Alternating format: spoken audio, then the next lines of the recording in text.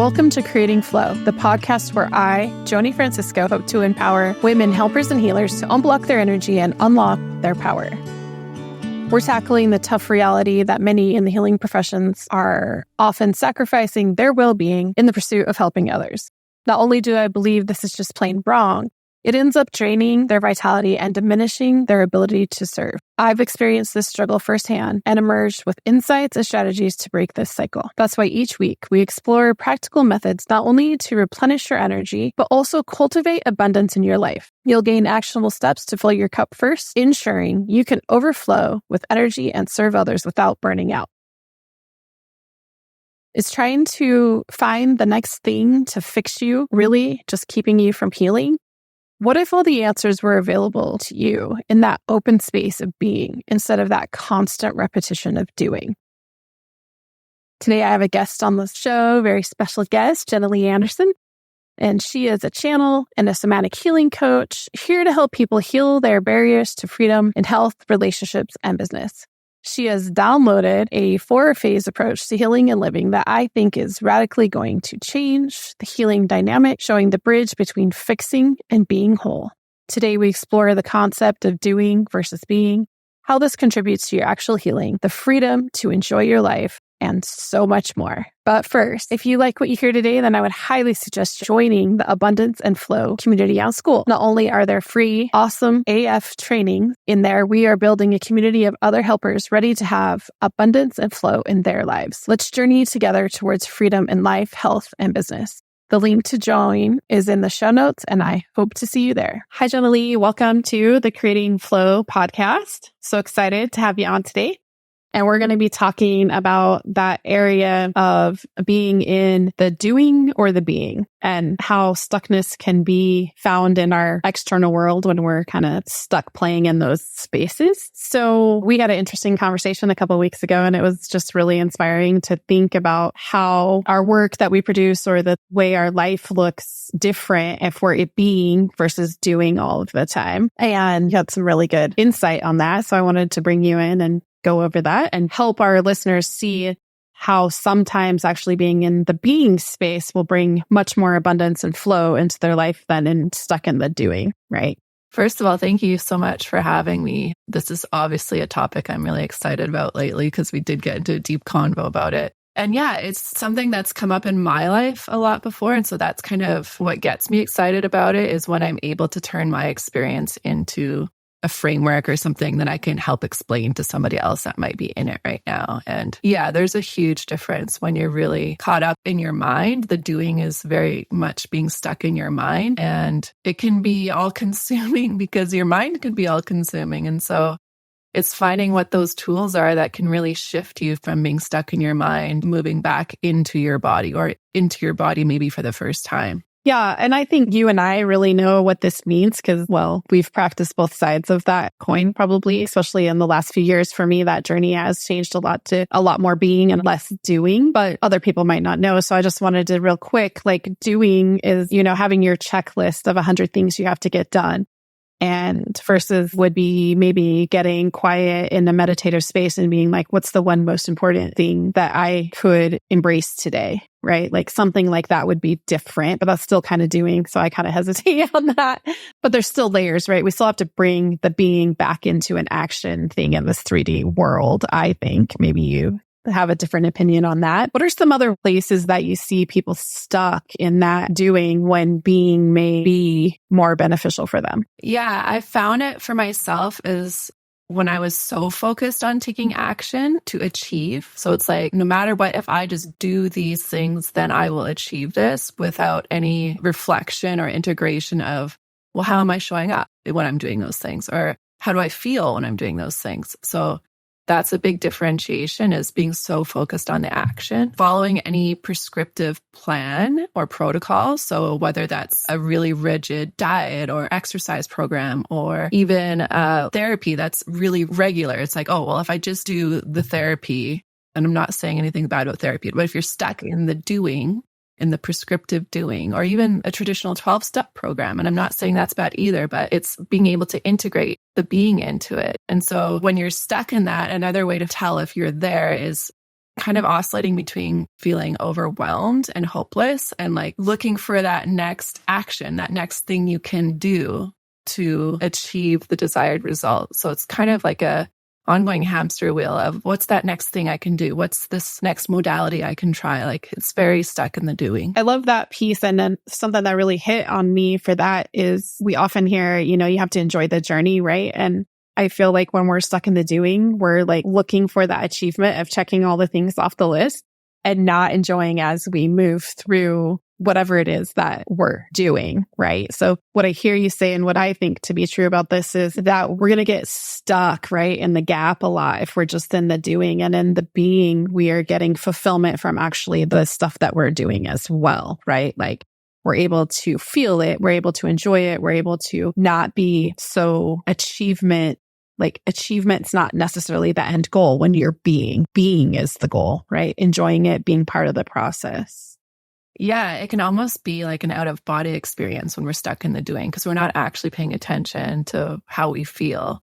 And so we might not be noticing that the thing we're doing is completely out of alignment with us, or that it feels terrible inside, or that it's bringing up these emotions. And so being in that more integrated space of buying into your body, your emotions, like how it feels, and bringing alignment between the two, you enjoy the ride more because you're more in tune with what you're doing and you're choosing the things that are actually in alignment with you too. So it's not just the fact that you're being more, but you're creating that alignment because you're bringing both parties together. Like you're not leaving one whole aspect out. You're bringing the body in. So you're connecting both the mind and the body and creating a better experience overall.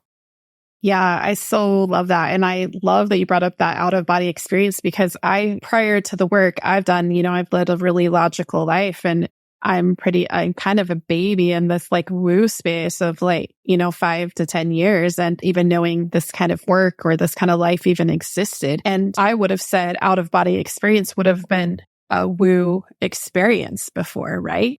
And it's so interesting to now be like, well, actually, when we are connected to our body and in alignment to the universe and to ourselves and others in more of a collective sort of way, that's actually, I don't know if higher path is the word, but it's more woo in that respect. But what gets to happen to us is we get to be fully present and being, and that we get to use the energy that's available to us in all ways instead of just our mind, like you were saying, right? And so it really is being more present in our body. It keeps us grounded in what's available to us in a bigger picture in a way.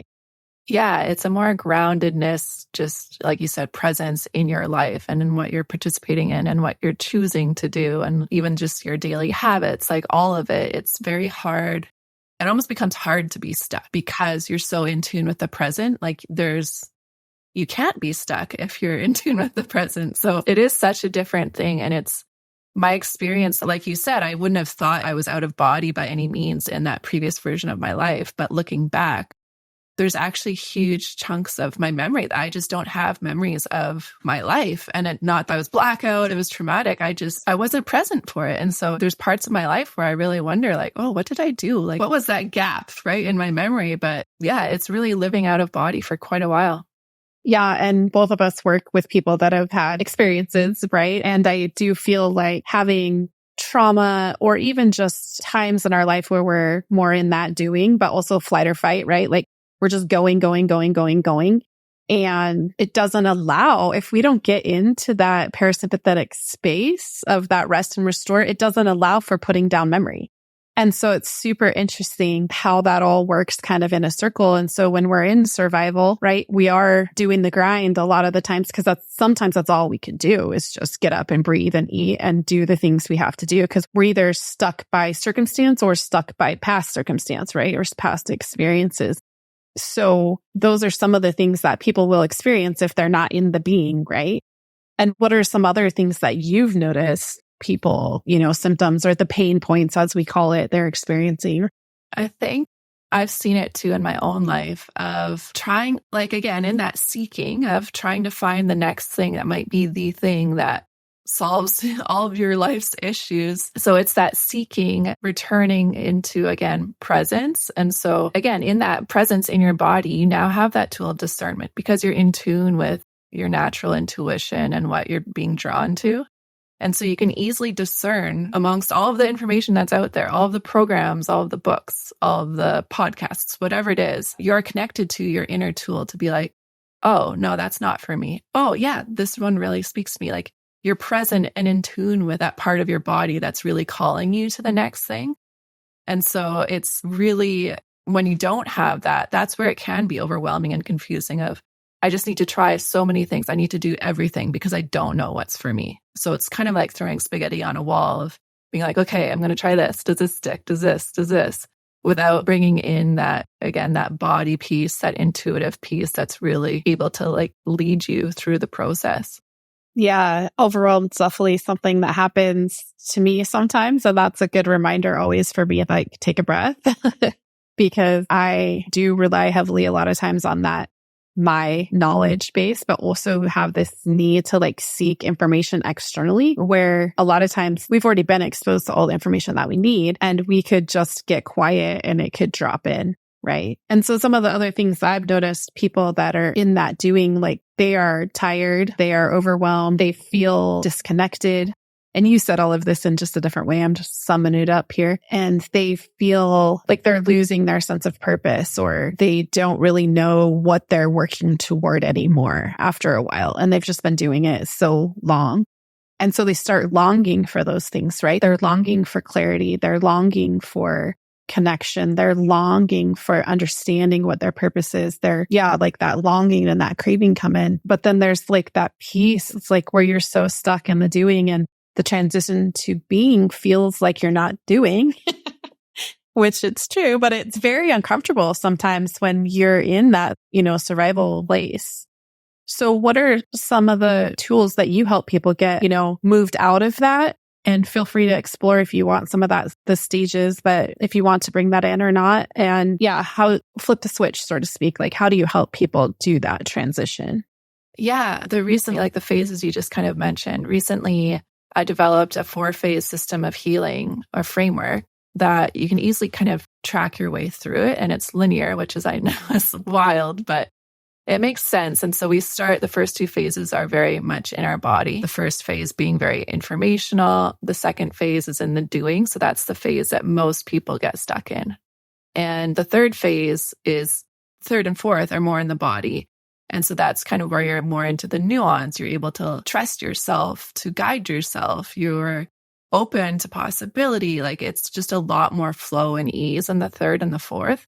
And so the transition point, the initiation between phase 2 and phase 3 from the mind to the body is through our emotions and through nervous system work, which is our emotions. And so I know it's like something that a lot of people, and if you're stuck in phase 2, maybe it's those things that you've been like trying to avoid, trying to do the right thing to get the result without going there. And unfortunately, or fortunately, it is something that we have to face in order to move through the rest of our healing, is through our emotions and the state of our nervous system, and creating safety in our body so that we can integrate our body and to have both sides, both the mind, the logic, and the feeling, the intuitive side. And they're both really important. And so to try and get through your healing just in phase 1 and 2 won't get you the results that you want.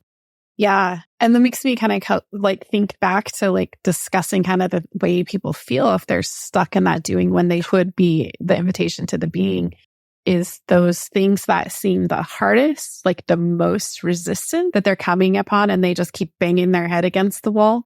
That's probably the best time for them to take a minute, like take a beat. And I use this term, slow down to speed up, right? Like just get present with yourself, get present to all, like allowing openness and blankness within your body and your mind and your field, and allowing, like open to receiving, right? Being is much more open to receiving than giving, I feel like. And so it's like almost magic sometimes when you've been beating your head against the wall for like a year on this problem, and then you take 10 minutes to, it might take more than that, but once you learn the art of switching into that being and asking for answers in that way, like using questions like, what would it take to, and just allowing that information to infiltrate with like curiosity, right? And letting go of whether the work that you've done for the last year has maybe been all for naught even, and like what could be the other way we go, and allowing just that space to be connected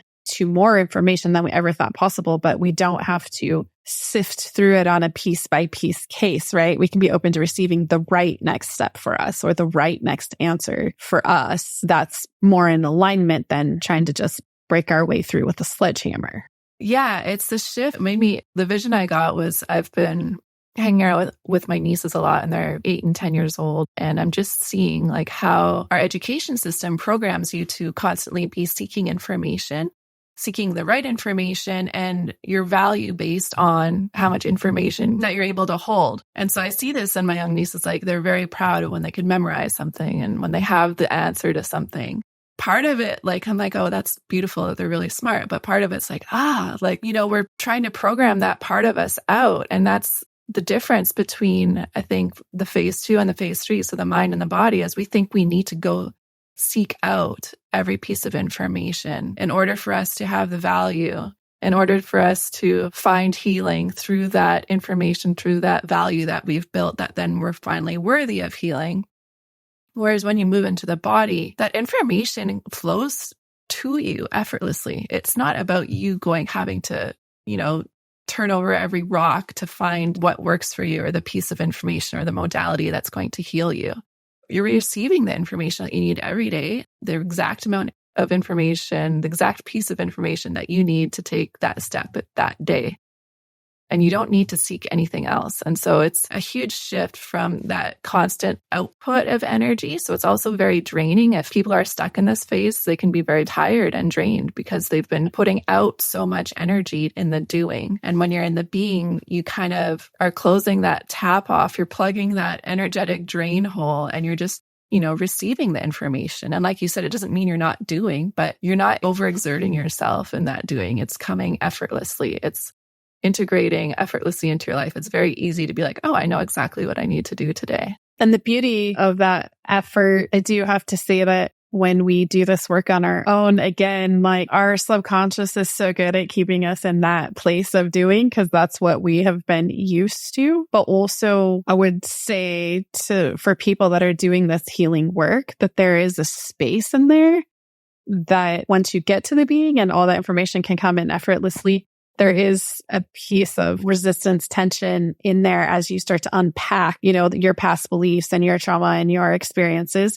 that may not feel easy. But when you look back on it, you can see how all of those things really brought you to where you are now and provide that insight, into you as like what your traits are as a person, but that helps you, right? Because then you get to leverage those as you also move forward. Once you can accept those parts of yourself, then you can indulge them, so to speak, but learn what they really are craving, right? It's usually what's coming out externally isn't necessarily what you're really internally craving, which is that nourishment, right? And learning how to really nourish yourself instead of just give it all like out into the external. And I think that goes across the board, like you kind of alluded to diet. And I think that can, goes across the board for all of those things and in all parts of our life, right? The financial, the nutritional, the movement, the business and relationships. And I know that's a huge part is being in relation to other people and ourselves, right? Like that's a huge part of being more connected to this information too. Mm-hmm. Yeah. And to get like the first step that I give my clients to move from, their mind into their body is just a simple act of what does it actually look like to feel your feelings? Because people talk about that all the time, but I don't think most people know what that looks like as a felt experience. Like, well, how do I actually do that? Like, do I just sit and dwell on them? Or like, do I play some sad music and bring them out? And what does that look like? And so I've broken it down into a process for my clients so they can actually literally just, I'm going to feel my feeling. I'm going to let it process through my body. Like I'm going to allow it to be. And that is such a game changer. Like it's such a basic tool, but it's a really great starting off point to start to create safety in your body. Because like you said, when you move into your body, then you uncover all of the things that you're really not comfortable with, right? And so it's about creating safety in that space, creating safety in your body. And a lot of the times why we've lived in our heads is because it's safer there, because we know, like it's predictable, it's the known, the certainty. And when we move into our body, it's like, well, I just want to push it down there. I'm like, I don't want to know what's there myself. I don't want anyone else to know what's there, where you need to really establish a practice of creating safety. Yeah, I would say that's number one, moving from doing to being is being safe. That doing comes up a lot for that avoidance, but also for, that safety. And with my clients, that's the, number one is getting into their body. I do that through infinity breath meditation that I have developed. And that also connects people to source and to the earth energy, but bringing them into their body. But yeah, that permission, it is amazing how either when I'm working in person with myofascial release or working energetically distance with people, and that stuckness and that resistance, and I would say confusion too, comes up a ton when you're asking them about their feelings. And then they start off with, well, I think, and then you're like, okay, we've already missed the feeling part because we went straight to I think. And then my next step is usually well, what if you just gave yourself permission to feel it? For the next 60 to 90 seconds, right? Emotions move through us in 60 to 90 seconds unless we latch onto them, unhold them, or attribute them to some meaning that maybe they don't even deserve, right?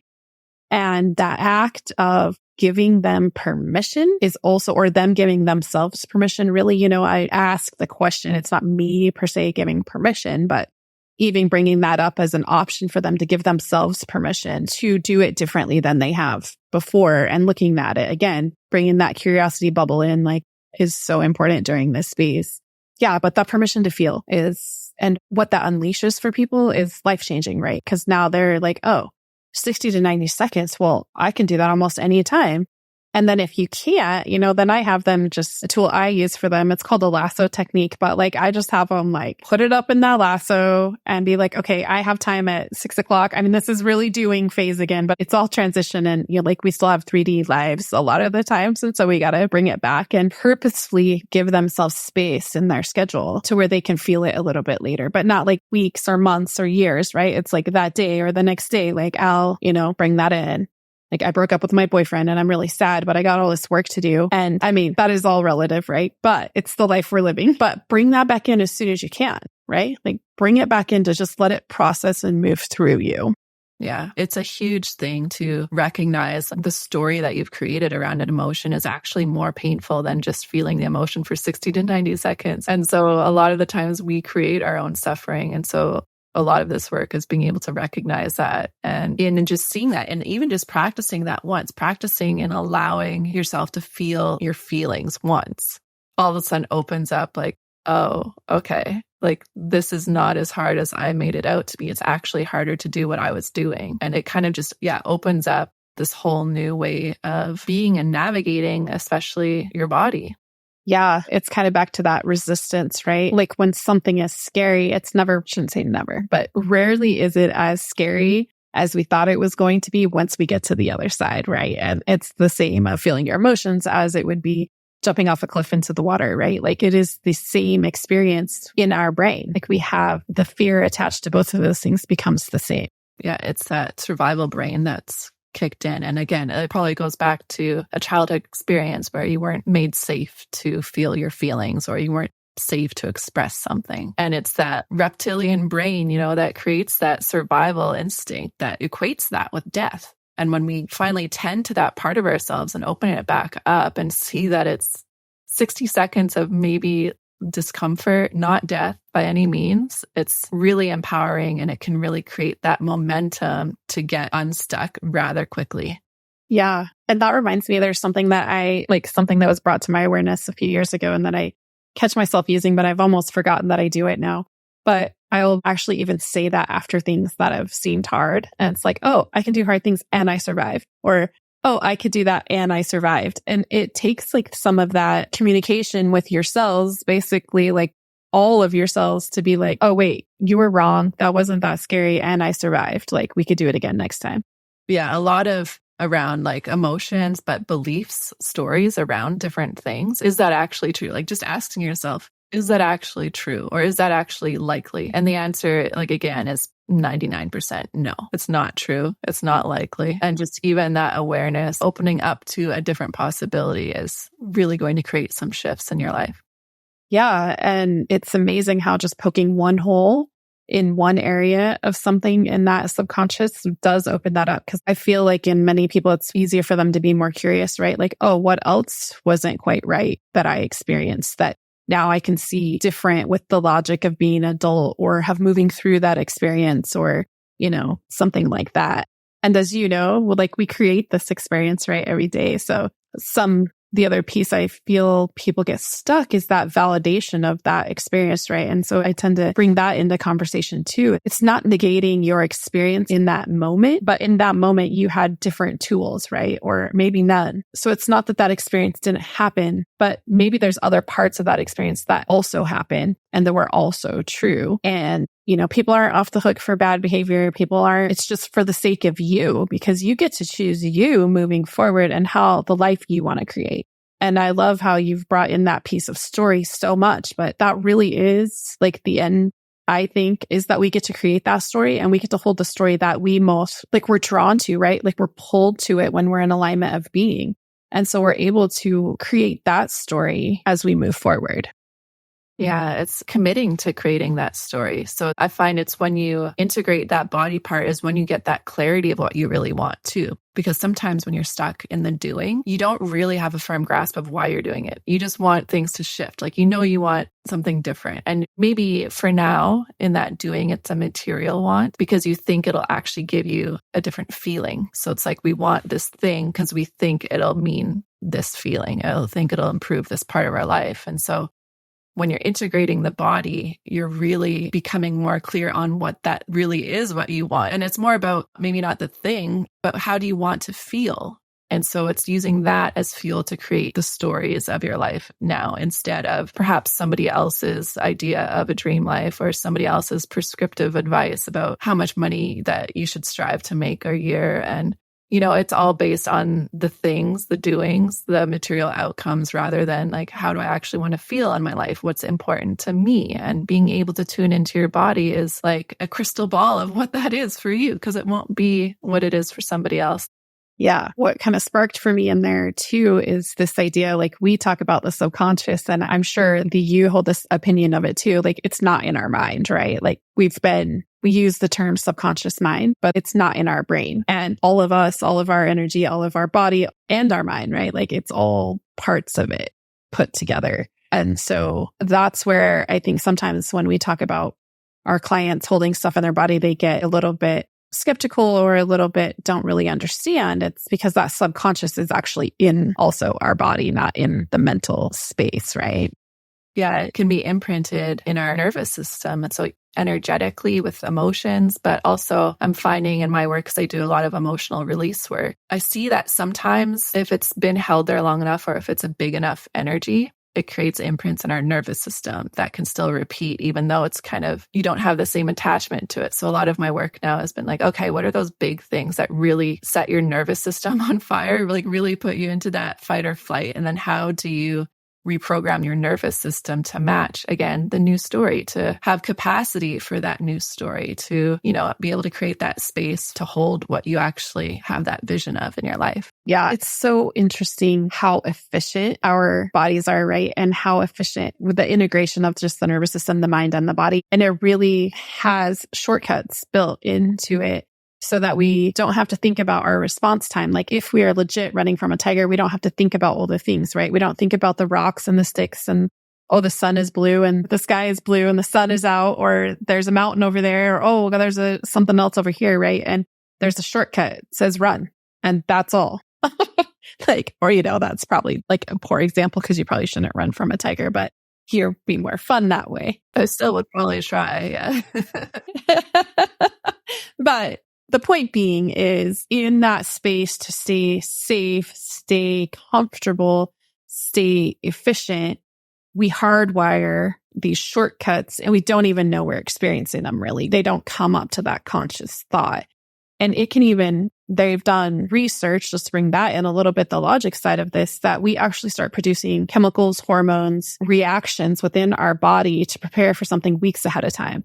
So like if you had a speech that you were doing and you think you're afraid of public speaking, like you already start to produce that adrenaline and all of the things in response to how it happened last time for you. without even thinking about it. And I think that's where sometimes behavior change becomes so hard, is because that is wired in our nervous system, right? And that response is wired in our nervous system. And we have to be very intentional to catch it. And that requires us to be in a state of being. So those are those fun circles of those negative feedback loops that we can get in, right? Like where one thing makes the other thing worse, which makes the other thing worse, which makes the other thing worse. And we have to find that way to get out of that cycle. And I feel like there's a lot of things people can do at home, like breath work exercises. And most importantly, we both talked about that safety piece, like even just telling yourself, I'm safe, I survived, like every day, all day long until you can move out of survival, right? And space, like just getting space in your life for, we say nothing, but it's really like in the most important work that you could ever do is in that space of quietness. And where we bringing in a coach or a healer, Jenalee and I both have had this discussion. It's like those words and sometimes are hard to describe the work that we do, because if we really do like this mind, body, spirit kind of work, and it is part coaching, but it's really alchemy, right? Like we're really working at that transmutation level. And that's where that can become really beneficial in people's lives, is because if you're stuck in that loop, it's really hard to see it for yourself sometimes. And so we can offer that bit of reflection, but also it's really amazing when you work in this space of energetics, how much safe space that you can actually hold around and for another person until they can actually learn to feel it for themselves. I really think that's one of my biggest gifts, is being able to hold this like incredible amount of space for people to feel safe, feel calm, and have all these huge, big emotions in that space, but still come out feeling safe, right? And do you have experience that happens with you too, with people that you're working with? Yeah. And a lot of it, I think there's a key piece in my work too, where I'm able to help them name what they're feeling through energetics and quantum stuff to be able to tune into what that is. So to help them bring up that thing that's really scary and without judgment, just, with complete gratitude. Again, like if you didn't have the tools at the time, like your body created this, and that's really cool that you had this tool. And now we have new tools. And so bringing gratitude to the whole situation too. It's not a shame-filled thing to dive into these really hard emotions. It's a beautiful process. And I'm honored to be able to help people through that and to be able to hold that space for them, to create these new patterns, to create these new programs in their life so that they can move on from working with me, because in that space together that we've created, the new capacity for them to carry on and choose the new and create that life that they have that vision of, where, they're a master of their emotions and their nervous system is resilient. And, it creates this beautiful experience to move forward from. And I always see it like a ripple out effect too. So when we're doing that work, especially with emotional and nervous system work, we become that beacon of safety for other people around us too. And so whether or not you're intentionally trying to, which I think it's less of an effort, it just becomes more of your way of being. So it's not even that you have to, go into a situation and be like, okay, I'm going to hold space for this person, but it just becomes a part of your being. Your presence becomes that valuable piece for other people. And so I think that's really cool to see that through my presence with other people, that ignites that in their presence, that they can then ripple out into their families, their relationships, and their communities. Yeah, that's really beautiful. And that is, again, one of the most amazing pieces of being, is to be able to see that about yourself, right? And to be able to follow that such like soul aligned journey that allows for curiosity and exploration and a little bit of play and a little bit of like shifting, right? I think that's another piece. I know you're a real expert on purpose too, but to me, while our underlying purpose may stay kind of the same as we go, we really get to experience that in different ways when we're being, right? Than we do when we're doing. And it gets to evolve, and I don't know how exactly all of it works, but sometimes it's magic. Like you're just like, oh, I'm going to step on that timeline and we're going to cruise, right? Like other times it's a little more painful, but once the art of being becomes a part of you, there's a lot more of that available to you to see and be drawn in those places. And I think we've covered that a lot, but yeah, I just wanted to bring that point back. And I know that part of this you work on meditations for people, and you work on different things that people can do at home. And I think you brought a gift for everybody that they can jump in and start doing this at home.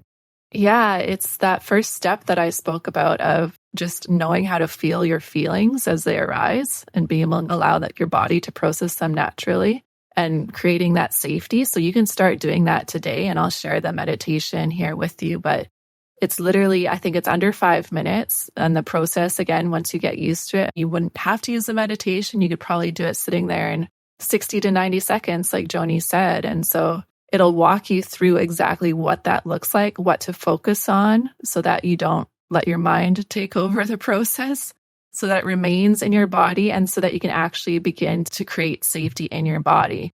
And so whether or not you're a healer or a coach, or you're someone that is looking to this for your own work, but once you do that with yourself, you can also use it as a tool with your clients as well. And so it's just that foundational piece that we need to kind of work on ourselves to be able to create safety with ourselves in our own body. Yeah, awesome. And all of Jenalee's stuff will be linked for you in the show notes, but you do find her Instagram at expert.you, right? And so she's expert.you, and that'll all be in the show notes. And I want to thank you again. I know we could jam all day probably, but and call this an end for today, as long as you feel complete in this conversation. And there was anything else you wanted to share?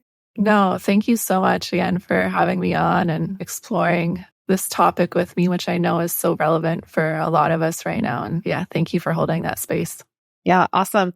Yeah, so we'll end it there. And thanks, Jenalee, again. And we'll see you all next week. So amazing. You've reached the end of another episode of Creating Flow. And I want you to know I appreciate your presence and to remind you knowledge is powerful, but taking action is transformative. I invite you to take the next step to activate your full potential today by scheduling a complimentary 15-minute session with me.